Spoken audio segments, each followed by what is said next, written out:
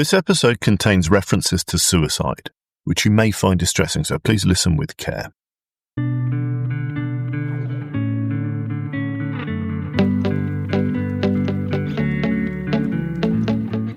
Welcome to the Midlife Men podcast with me, Philip Briscoe. Today, I'm joined by Tom Karrell. He's a men's coach who turned his experience of loss and healing into a mission to help other men talk openly, find real brotherhood, and build a healthier way of living their own masculinity. So really good to have you here today. Thanks and welcome, Tom. Thank you, Philip. It's great to be here.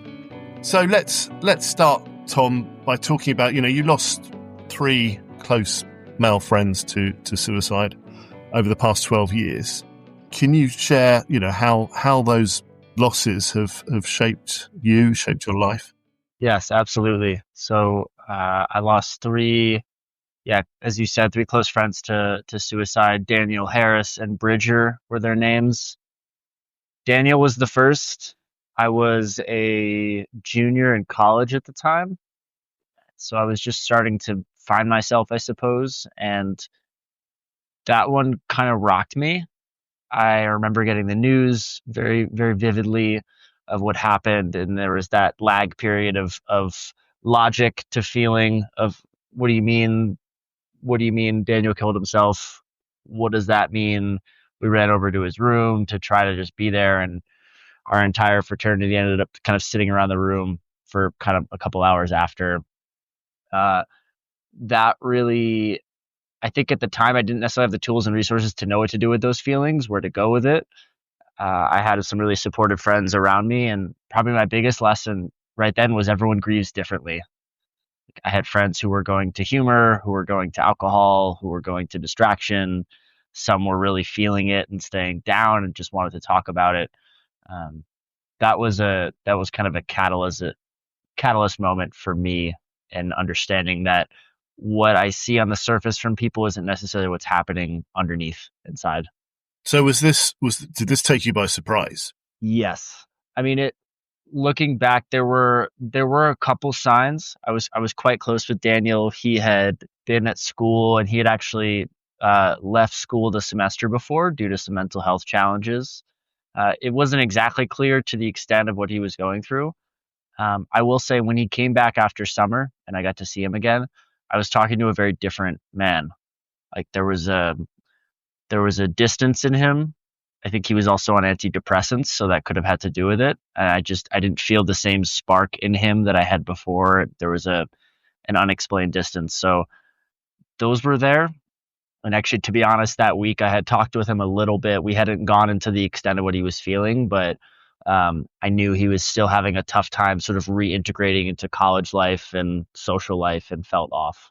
And you were young, right? So you Yes. didn't necessarily have the life experience and skills to know what you were dealing with.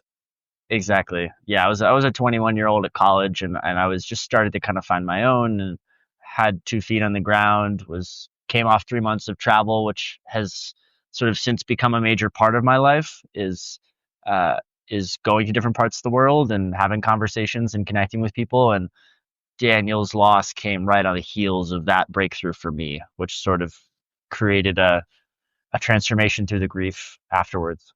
And I think I read that you said you made a promise to live twice as hard for both of you. So, what did that look like? Yes. It was a bit of a declaration to myself. I think looking back on it, it was sort of the main way I knew how to process everything. Was, I don't know if I had words with it at the time, but I use the words now. I believe that we all have a choice to view things in life happening as to me or for me.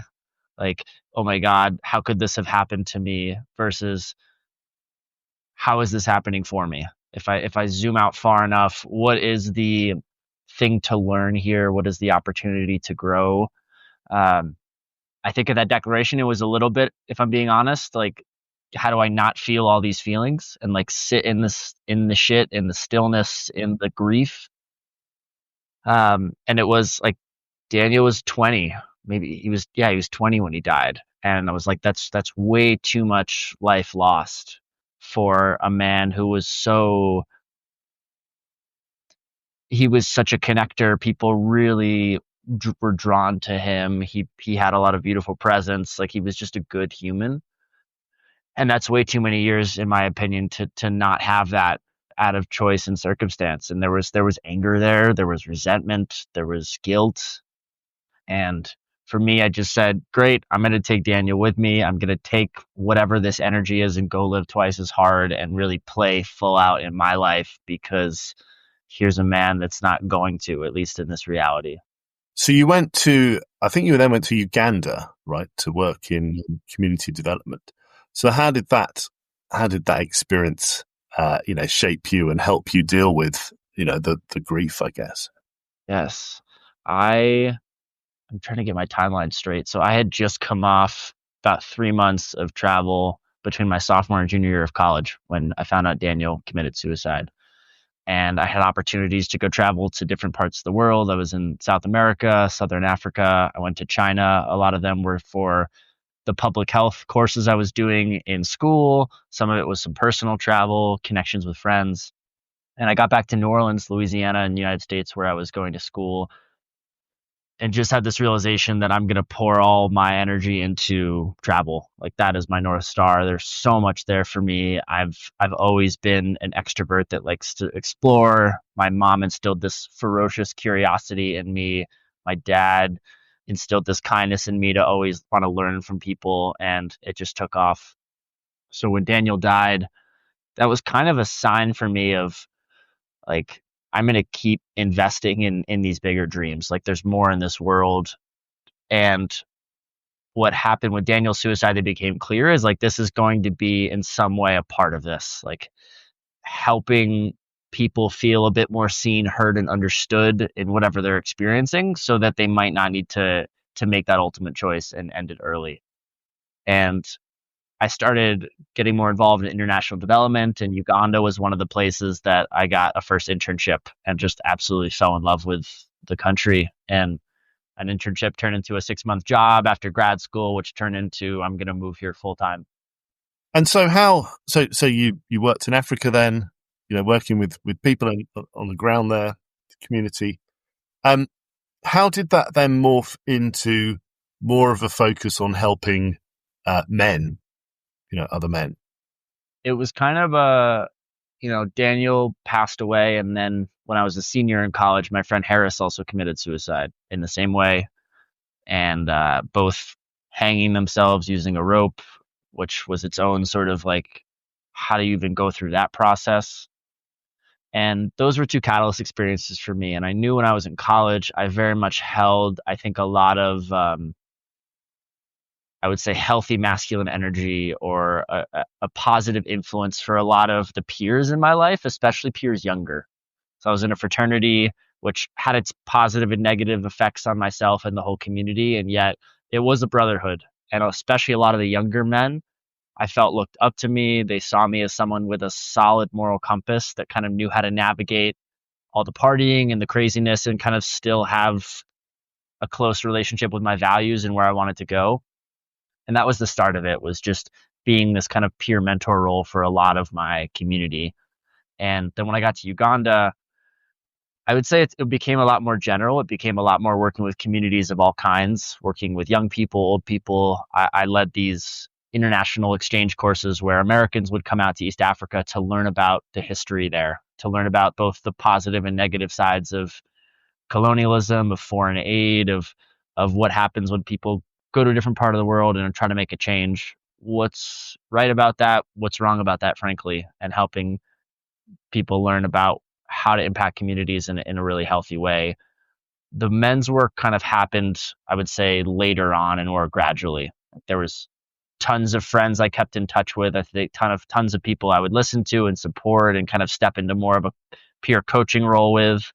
And then the men's work really came into formality probably about 4 years ago. And had you returned back to the US at this point? I was heading back to the United States. I was 2021 in COVID in Uganda, and I had gone through a pretty intense toxic relationship experience of my own, one of the first of its kind for me. And after that, I took a year off of dating altogether. I said to I'm going celibate for a year. I'm going to focus on my meditation and my yoga. I'm going to get deep in my work, hang out with a few friends. And that's when I was doing more of my deep dive in, I guess, personal development work, reading all the books, and started getting introduced to the idea of a men's group where a bunch of guys would get around in a circle and agree to keep things confidential and talk about what was really going on. And Philip, I crave that, and I've always craved that, and I've had that outlet in my life. I would say I'm grateful to have had that outlet with people I can be really vulnerable with, and it certainly wasn't the norm, especially with guys around me.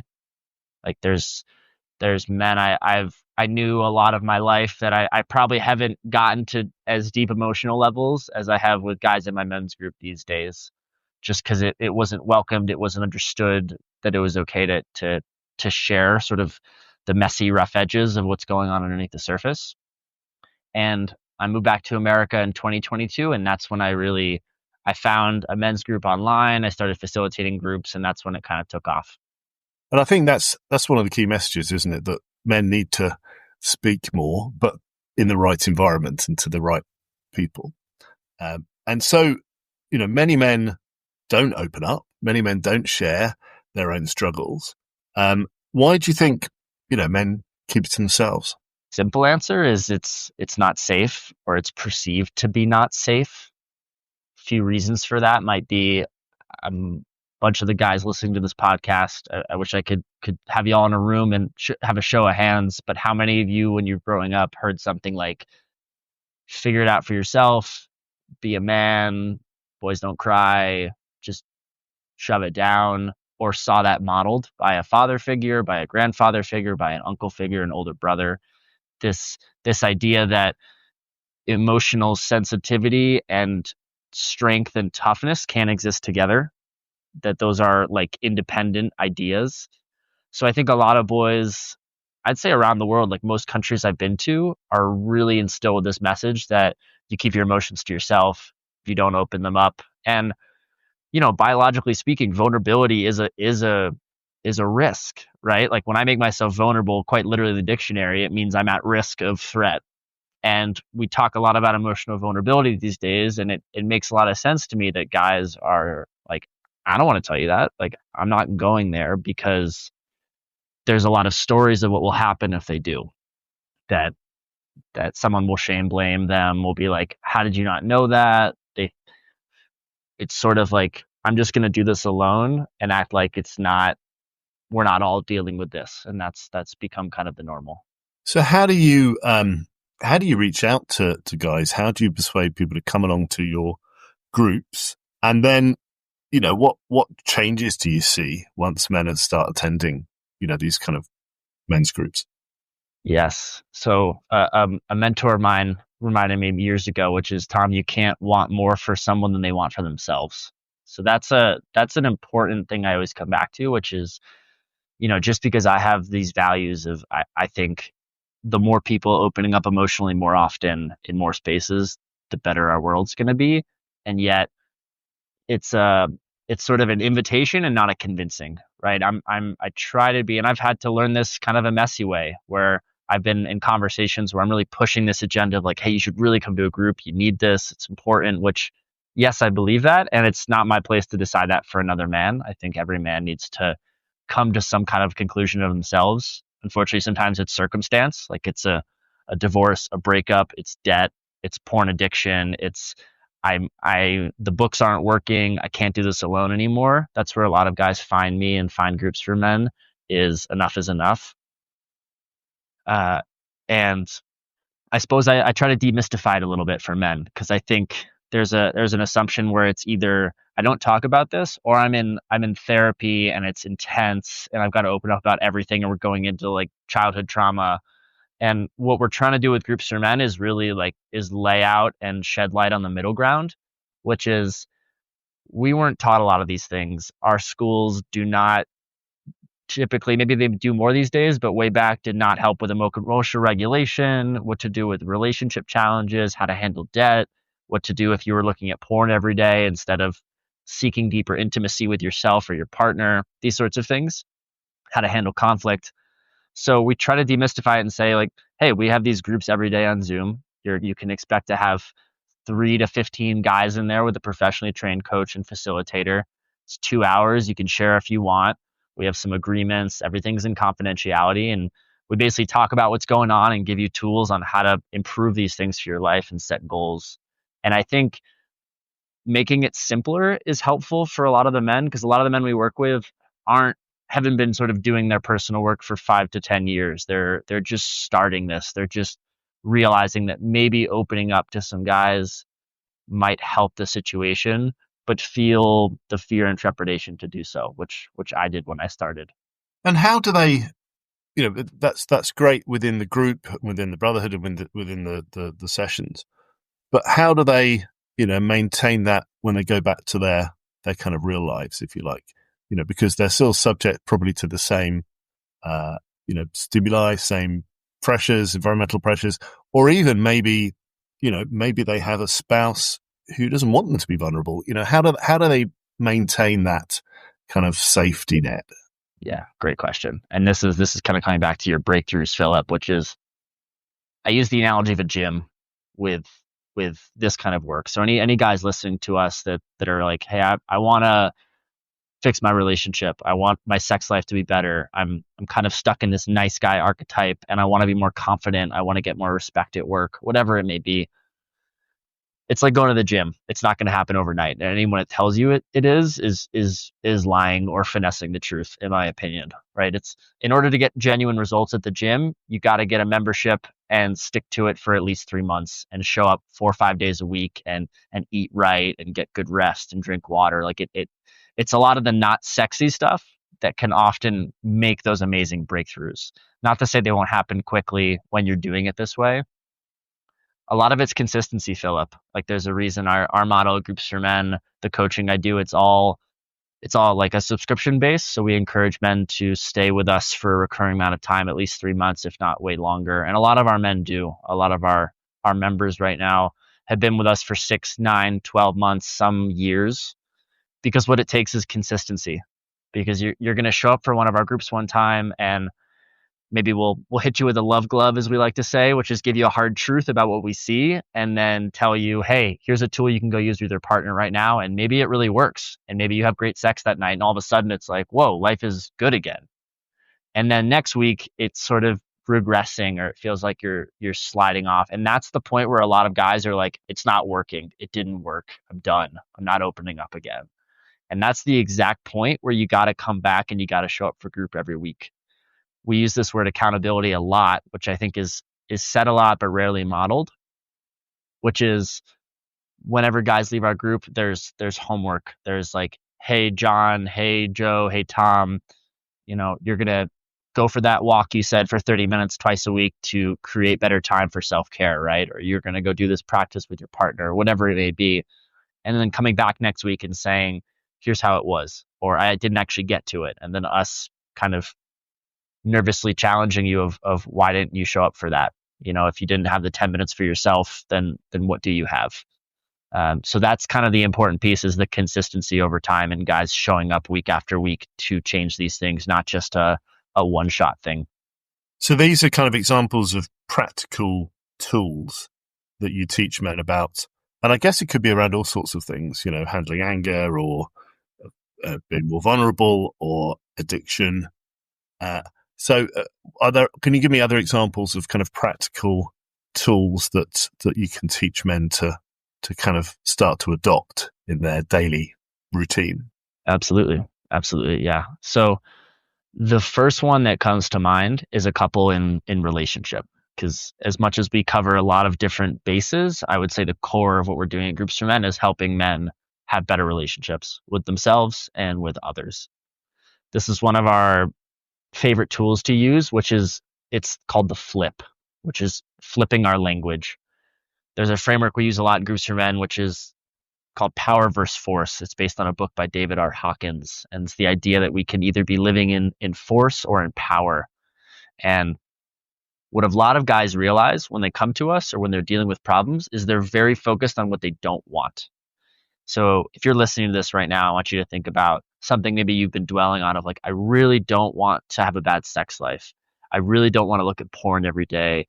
I don't want to lock up when I get angry in an argument. I don't want to avoid conflict. I don't want to be struggling with my finances. Uh, I don't want to.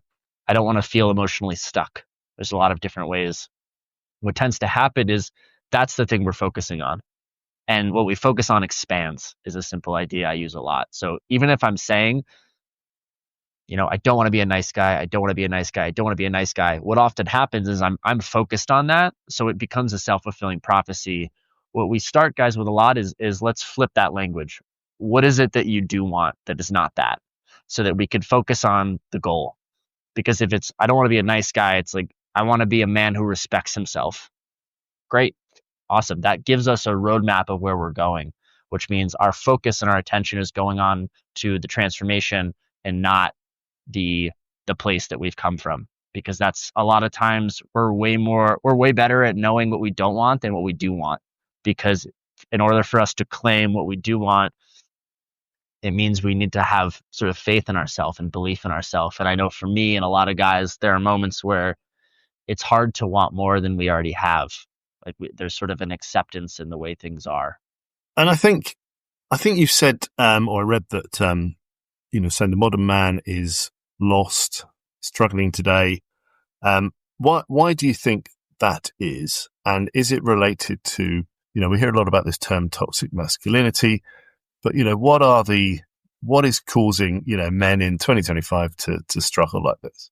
Yeah. Yeah. It's a great question. I'm sure we could do a whole episode on this, Philip. So yeah, let me know if I'm hitting it and where to go, because there's a bunch of different angles. I'd say one simple version that I share a lot is I think a lot of men are simultaneously being told to step up and shut up at the same time.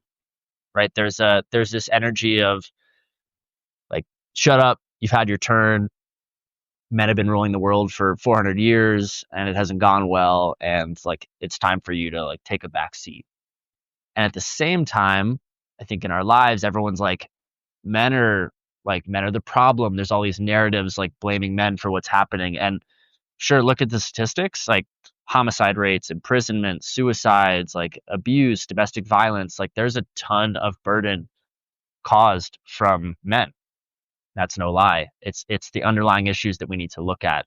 And that's the piece of like men are trying to be good and trying to be right and don't know how to improve.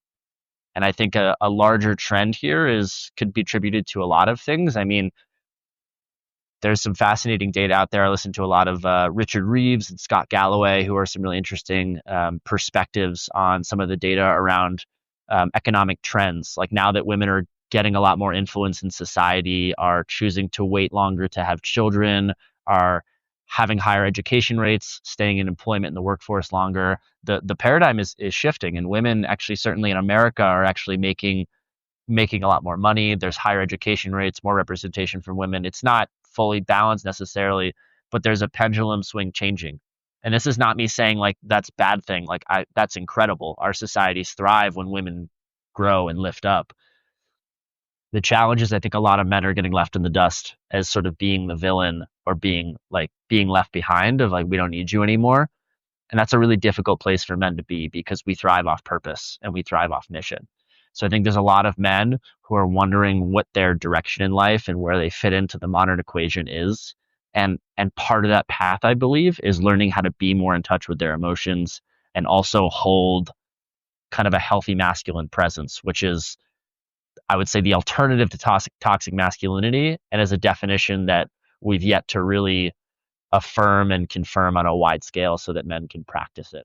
So how do you start to get, more in touch with your emotions, especially if you've, maybe you're 50 years old, right? You've spent your whole life living a certain way because that's what's expected. And you've, quite frankly, any sort of emotions you may have are so repressed, how are you ever going to reach them if they're even there? Yeah.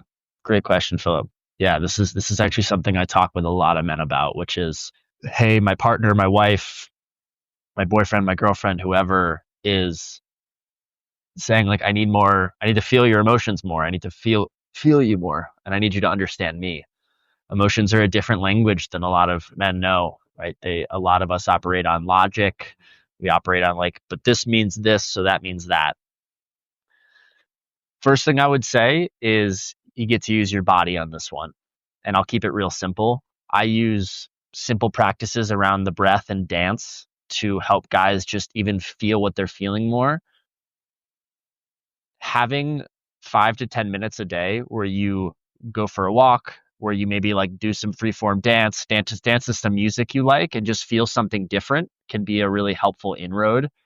And then I want you to pick an emotion, pick one of the simplest core emotions. So I think of sadness, I think of anger, I think of fear, I think of joy, or I think of creative energy. Those are the 5 core emotions I look at. I want you to pick one and simply like act it out or try to feel it in your body. Like what does it look like to feel afraid? What does it look and feel like to feel sad? How about joyful, and how about angry? And the last one is where I actually invite a lot of men to go into, which is to play a song that like brings out your inner punk rocker, brings out that like that warrior in you that like that isn't often allowed in society, and do it in your car, do it in the privacy of your own home. But listen to a song like that and just feel it, thrash a little bit, get angry about the stuff that's happened in your life. Get angry about the friend you've lost or your mental health challenges or the state of your life that you're not happy with. Like let yourself feel it actually by yourself first. And that's usually step one for me, is just to turn up the dial on any of them in a really simple way. And I think anger, fear, sadness, and joy are the core emotions that you can start with. And how about, you've got your own social circle, and, maybe you feel you're doing this in isolation. I know it's very important to,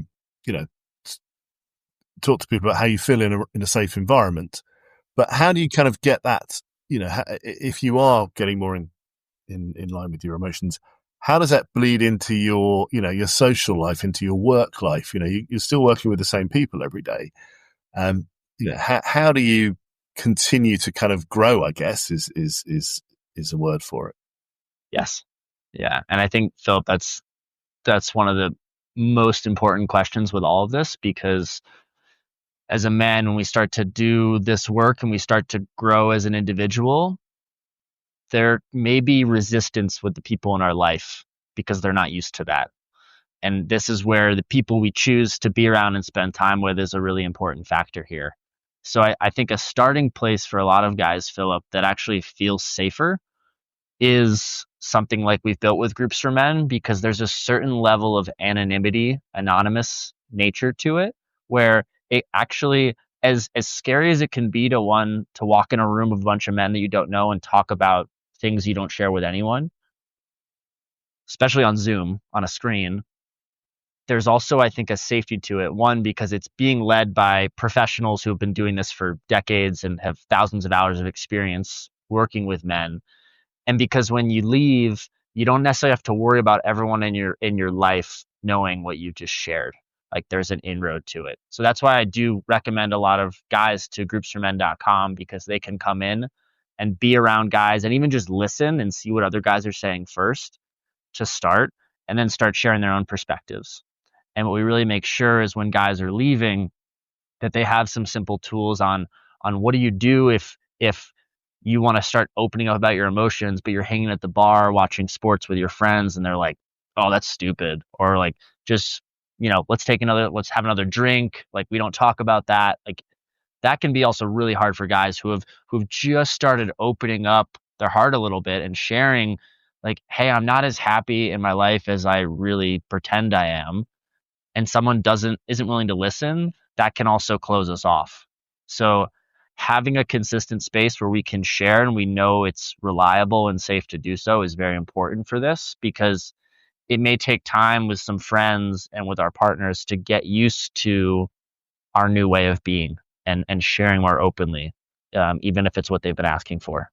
So, we're talking about this kind of new, how would you define masculinity in the sense that we're talking here? So I'll hit it on 2 levels, and I think for most of my audience and people I connect with, I'll use the first one, which is like the quality and state of being a man in the world.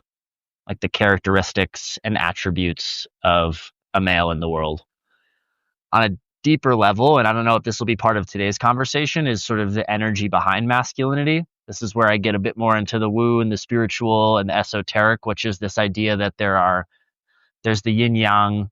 I mean, every spiritual tradition has the masculine and feminine energies which exist within all of us. And many would say that the masculine energy is really about structure, whereas the feminine energy is about the flow. The masculine is the riverbanks, and the feminine is the river that's running through it. We need both in us and around us to maintain a certain level of structure while also being able to be in complete freedom. For the purposes of our conversation, Philip, I would say it's the what are the advantageous or beneficial or right traits to have as a man in society to be a good father, brother, son, husband, etc. Because the importance of, positive male role models is whatever your politics, it's, there aren't many, there aren't many very good, in my view, role models out there at the moment, wherever you are in the world. So that's tricky. That's tricky. How do you kind of get beyond that?